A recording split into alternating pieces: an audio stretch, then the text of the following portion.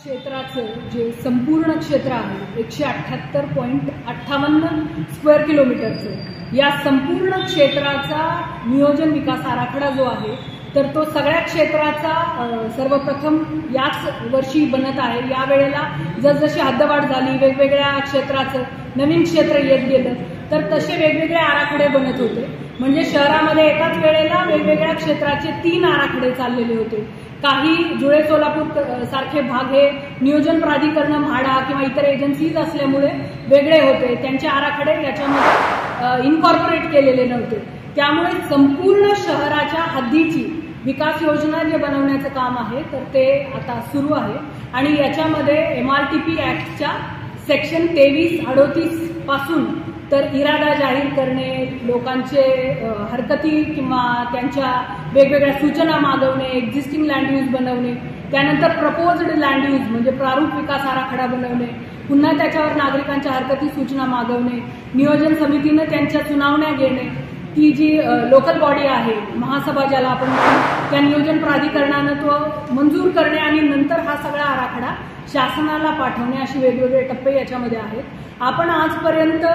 इरादा जाहीर करण्यापासून एक्झिस्टिंग लँड यूज बनवला आणि त्यानंतर या शहराचा जो काही प्रारूप विकास आराखडा आहे तो आम्ही काल म्हणजे 26 डिसेंबर 2024 रोजी मुदतीच्या आत आम्ही तो बनवून जो आहे त्याला आमच्या महासभेची किंवा आता प्रशासकांची मान्यता मिळालेली आहे आणि तो आराखडा गॅझेटमध्ये प्रसिद्ध झाल्यानंतर 1 महिन्याचा कालावधी जो आहे तो नागरिकांना हरकती त्यांच्यासाठी असेल। या आरक्षणामध्ये आम्ही टोटल 921 आराखड्यामध्ये आरक्षणं वेगवेगळी प्रस्तावित केलेली आहेत। शहराचे टोटल 17 म्हणजे 16 सेक्टर आणि 1 सेक्टर मोठा असल्या कारणानं 13A आणि B असे टोटल 17 सेक्टर आम्ही शहराचे बनवले। त्याच्यामध्ये शहरातील नागरिकांना एक चांगलं जीवनमान जगण्यासाठी प्लेग्राऊंड पासून गार्डन, बगीचे, शाळा किंवा पाण्याच्या टाक्या, घनकचरा व्यवस्थापनासंबंधीच्या जागा, दहनदफन भूमी, फायर ब्रिगेड अशी अनेक आरक्षणं शहराच्या गरजेनुसार, लोकसंख्येच्या वयोमानाच्या गटांनुसार आम्ही अभ्यास करून त्याच्यामध्ये प्रस्तावित केलेली आहे। तर हे सगळे करत असताना स्वतः माझ्या लेवलला 25 पेक्षा अधिक बैठका घेऊन आम्ही जी काही प्लॅनिंग स्टँडर्ड्स आम्हाला शासनाने आखून दिलेले आहेत 1979चे त्याच्यानुसार ही सगळी आरक्षणं आम्ही प्रस्तावित केलेली आहेत। ही आरक्षणं प्रस्तावित करत असताना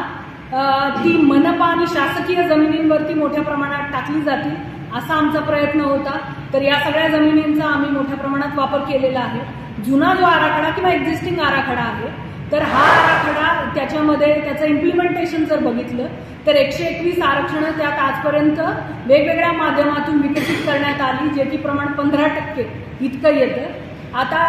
नागरिकांना असा प्रश्न पडू शकतो की या ट्रान्झिशनल फेजमध्ये आम्हाला जेव्हा जमिनीचा विकास करायचा असेल तर त्यावेळेला कुठला डीपी लागू होणार? तर अशा वेळेला शासनाच्या सूचना असतात की एक्झिस्टिंग डीपी आणि proposed land use, proposed DP याच्यापैकी जो स्ट्रिंजंट आहे तर तो लँड यूज तुम्हाला परवानगी त्याच्यासाठी दिली जाते, जो कडक आहे त्यातला त्याची परवानगी तुम्हाला दिली जाते। तर हे सगळं करत असताना मी सर्व नागरिकांना विनंती करते की आमचा गॅझेटमध्ये डीपी पब्लिश झाल्यानंतर आपणा सर्वांना तो पाहण्यासाठी फिजिकल कॉपीज आमच्या वेगवेगळ्या ऑफिसेसमध्ये म्हणजे commissioner office, town planning office याच्यामध्ये उपलब्ध आहेत, वेबसाईटवरती नकाशे असतील आणि तुम्हाला तुमचे झोन दाखले किंवा तुमच्या सर्वे नंबरचे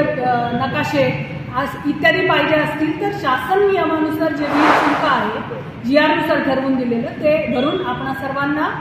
त्याच्या कॉपीज मिळतील। आणि हे सगळं करत असताना आपण तुमच्या काही या विकास आराखड्यावरती हरकती आणि सूचना, आक्षेप असतील तर आपण ते 1 महिन्याच्या आत नगर रचना अधिकारी जे आमचे आहेत, TPO जे आहे टाउन प्लॅनिंग ऑफिसर, तर त्यांच्या कार्यालयात